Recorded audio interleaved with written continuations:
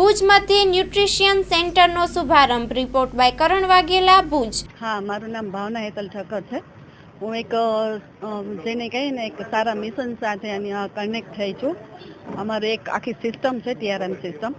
અમારું main mission એ છે કે લોકોને મેડિસિન ફ્રી લાઈફ જીવાડવાનું અને જે લાઈફસ્ટાઈલ અત્યારે જે જીવી રહ્યા છે એને ચેન્જ કરી અને હેલ્ધી લાઈફસ્ટાઈલ જીવતા શીખવાડીએ છીએ અને પ્લસમાં એક સારું ખોરાક આપી એ લોકોની હેલ્થ સારી કરીએ છીએ। જનરલી આપણે જોવા જઈએ તો જે પણ કંઈ આપણે બોડીમાં ઇસ્યુ થાય છે એ બધા જ આમ જોવા જઈએ તો ન્યુટ્રિશનની કમીના કારણે થતા હોય છે।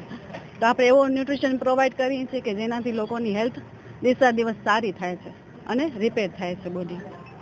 જી મેડમ, વાત કરીએ તો આ જે આપ કરી રહ્યા છો એના માટે આપ અનુભવ લીધા હશે અથવા ડિગ્રી મેળવી શું છે આપની ડિગ્રી? હું એક વેલનેસ કોચ છું અને ન્યુટ્રિશનની ટ્રેનિંગ પણ લીધી છે અને ડાયટિશિયનનો કોર્સ પણ કર્યો છે અને આજે હું કરું છું એને 10 વર્ષ થઈ ગયા।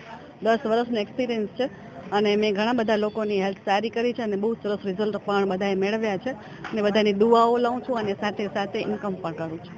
જી મેડમ, વાત કરીએ તો અત્યારે જે જંક ફૂડ અને જે આપણો ખોરાક ખાલી સ્વાદ લેવા માટે, જીભના સ્વાદ માટે જે ખોરાક લેતા હોય સ્વાસ્થ્ય માટે કેટલું હાનિકારક છે ને એના માટે શું કરવું જોઈએ લોકોને?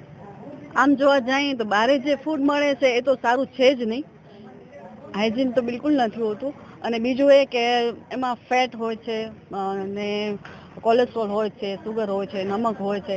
જનરલી આપણે જોવા જઈએ ને તો આપણી બોડીની જે છે રિક્વાયરમેન્ટ એ આપણી રિક્વાયરમેન્ટ એ છે કે સારો ખોરાક આપણે લઈએ, બધા જે ન્યુટ્રિશન હોય એમાં મળતા હોય, પ્લસ એમાં ફેટ ન હોય, કોલેસ્ટ્રોલ ન હોય, સુગર ન હોય, નમક ન હોય।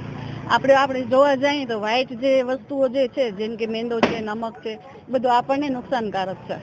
તો આપણે એવું ખોરાક પ્રોવાઈડ કરીએ છીએ કે જેમાં નમક નથી, સુગર નથી, ફેટ નથી, કોલેસ્ટ્રોલ નથી અને પ્લસમાં છતાં પણ બધા વિટામિન્સ અને મિનરલ્સ મળે છે।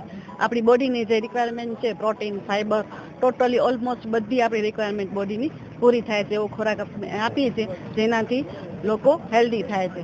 જે બહારનું જંક ફૂડ જે છે એ ગમે એમ કોઈ ફેટી હોય છે અને હેલ્થ માટે સારું નથી હોતું। સ્વસ્થ રહેવા માટે તો આપની જે થેરપી છે, આપની જે છે એ લેવી જોઈએ, પણ જે બીમાર છે, જેને તકલીફ છે એ કયા પ્રકારના દર્દીઓ આપની સેવા લઈ શકે, સેવાનો લાભ લઈ શકે? હવે આપણે જનરલી જોવા જઈએ ને મારી સ્ટોરી કહું તો મને જેમ છે ને મને એમ કે હિમોગ્લોબિન ઓછું રહેતું હતું, પ્લસમાં મને થાઇરોઇડ હતું। તો એ થાઇરોઇડને નીલ કરવા માટે આમ જોવા જઈએ તો વિટામિન્સની જરૂર પડે, જેમ કે ઝીંક છે, મેગ્નેશિયમ છે, પોટેશિયમ છે, આયર્ન છે। એ બધી વસ્તુ આપણે લઈએ તો બોડી ઓટોમેટિક થાઇરોક્સિન બનાવે। મારું થાઇરોક્સિન બનતું જ નહોતું એના કારણે મને ટેબ્લેટ ફોર્મમાં બારેથી થાઇરોક્સિનની ટેબ્લેટ લેવી પડતી હતી। તો મેં આ બધા વિટામિન્સ લીધા ને એટલે ઓટોમેટિક થાઇરોક્સિન અંદર બોડી જનરેટ થવા માંડ્યું એટલે મને થાઇરોઇડ નીલ થઈ ગયું। એવી જ રીતે ડાયાબિટીસ છે તો ડાયાબિટીસમાં આપણે જોવા જઈએ તો લો જીઆઈ ફૂડ લેવાય। તો ડાયાબિટીસ વાળાને અમે લો જીઆઈ ફૂડ સજેસ્ટ પણ કરીએ છીએ ને આપણું જે ખોરાક છે ને એ લો જીઆઈ ફૂડ છે। એટલે એ જે લોકો લે છે ને એના કારણે એ લોકોને ડાયાબિટીસમાં બહુ સરસ રિઝલ્ટ મળે છે।